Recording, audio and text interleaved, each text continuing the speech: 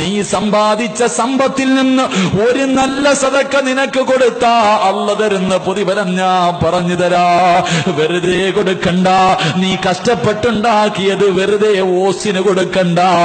അല്ലാഹു നിനക്ക് തരുന്ന പ്രതിഫലം ഇന്ന് വയത് കഴിഞ്ഞ് ഇവിടന്ന് പിരിഞ്ഞു പോയി വീട്ടിൽ കിടന്നുറങ്ങുമ്പോ അതാ വരുന്നു മലക്കുൽ മൗത്ത് അസ്റായീൽ അലൈഹിസ്സലാം കടന്നു വരികയാണ്. റൂഹ് പിടിക്കാൻ തുടങ്ങി.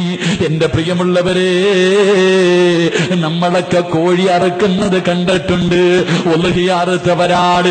മനുഷ്യനല്ലാതെ എല്ലാ ജീവജാലങ്ങളും മരിക്കുന്ന സമയത്ത് കയ്യും കാലും ഇട്ടടിച്ചിട്ടല്ലേ മരിക്കുന്നത്.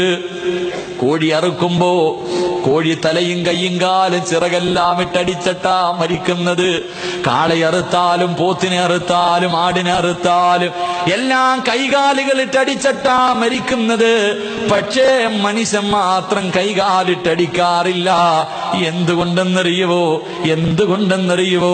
അല്ലാഹുവേ, മരിക്കാൻ കിടക്കുന്ന സമയത്ത്, റൂഹ് പിടിക്കുന്ന സമയത്ത് 250 മലക്കുകൾ ആ മനുഷ്യന്റെ വലതുഭാഗത്ത് നിൽക്കും. ഈ ഇടതുഭാഗത്ത് 250 മലക്കുകൾ, 500 മലക്കുകൾ നമ്മുടെ കയ്യും കാലും ഇങ്ങനെ പിടിച്ചു കൊടുക്കുകയാ. 500 മലക്കുകൾ നമ്മുടെ കയ്യും കാലും ഇങ്ങനെ പിടിച്ചു കൊടുക്കുകയാ.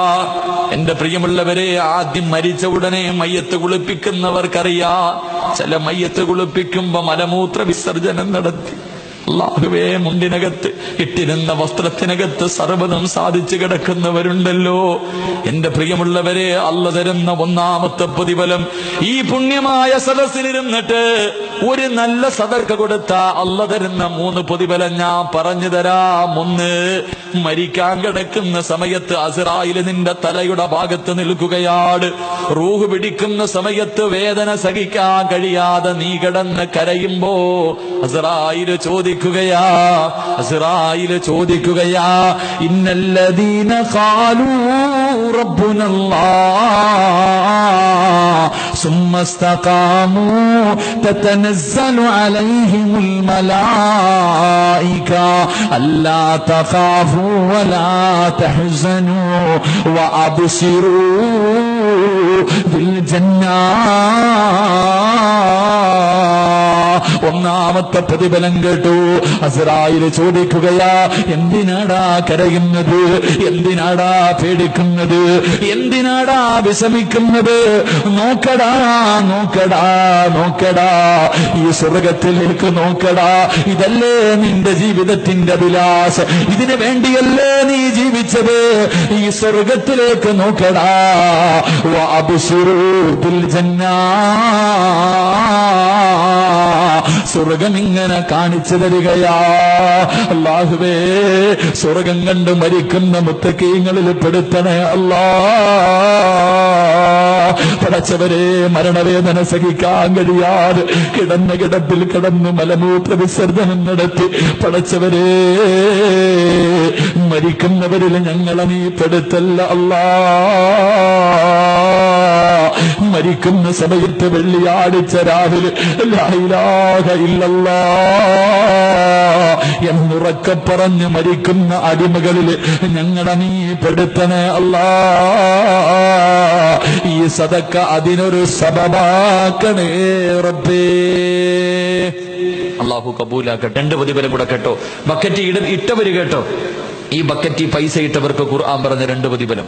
ഖുർആൻ പറഞ്ഞ 2 പ്രതിഫലം. 1, 3 പ്രതിഫലത്തിൽ 1, മരിക്കുന്ന സമയത്ത് അല്ലാഹു അവന്റെ മരണവേദന കുറച്ചു കൊടുക്കുമെന്ന് നബിയുനാ റസൂലുള്ളാഹി. 2 ചെവി തുറന്നു കേട്ടോ. ഖുർആനിന്റെ ആയത്ത് ഓതി പറഞ്ഞുതരാം. പൈസ കിട്ടാൻ വേണ്ടി പറയണതല്ല, നിങ്ങൾ ബക്കറ്റിൽ പൈസ ഇടാൻ വേണ്ടി പറയുന്നതല്ല. അതെല്ലാവരെ കൊണ്ടും കഴിയുന്ന കാര്യമല്ല.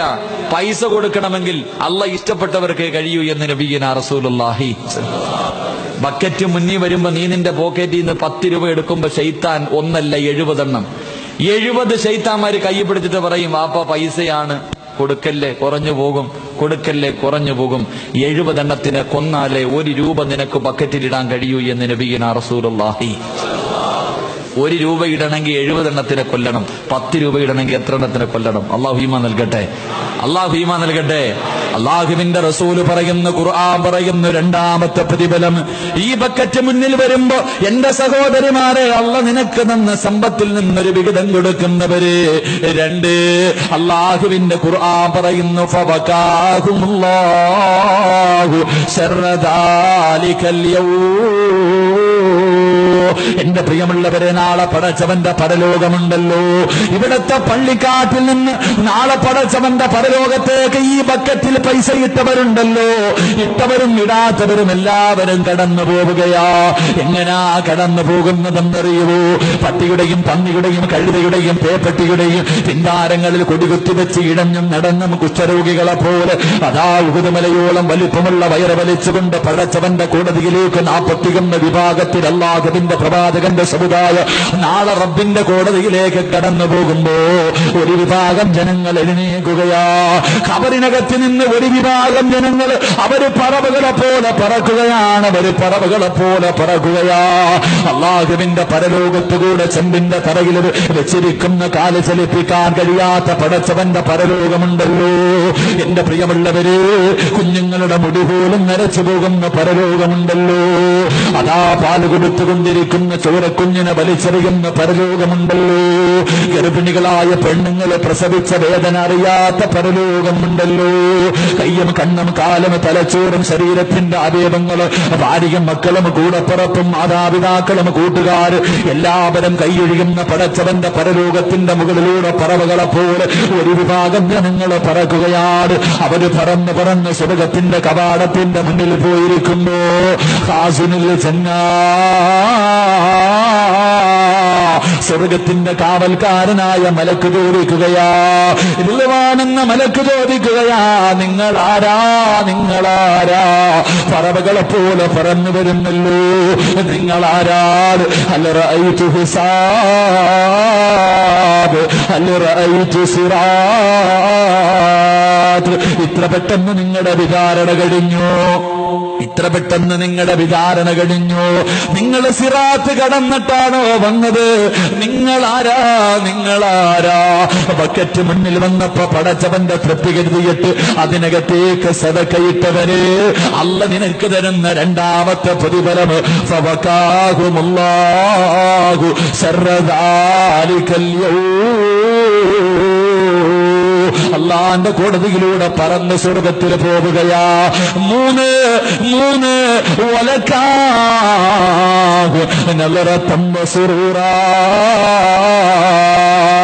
ഈ ബക്കറ്റിനകത്ത് പടച്ചവന്റെ തൃപ്തി കരുതിയിട്ട് അള്ളാന്റെ പള്ളിയിലെ ജോലി ചെയ്യുന്ന പാവപ്പെട്ട ഉസ്താദന്മാർ ഈ പള്ളിയുടെ വരുമാനത്തിന് വേണ്ടി ഒരു ചെറിയ സദക്ക ചോദിച്ചപ്പോ കൊടുത്ത വാപ്പാ വെറുതെയല്ല, വെറുതെയല്ല. അള്ളാന്റെ സ്വർഗത്തിലൊരു വിഭാഗമുണ്ട്. അവര് രാവിലെയും അള്ളാനക്കാട്, അവര് വൈകിട്ടും അള്ളാനക്കാട്, പ്രബോധത്തിലും പ്രഭാതത്തിലും പ്രദോഷത്തിലും അള്ളാനെ കാണുന്ന ഒരു വിഭാഗമുണ്ട്.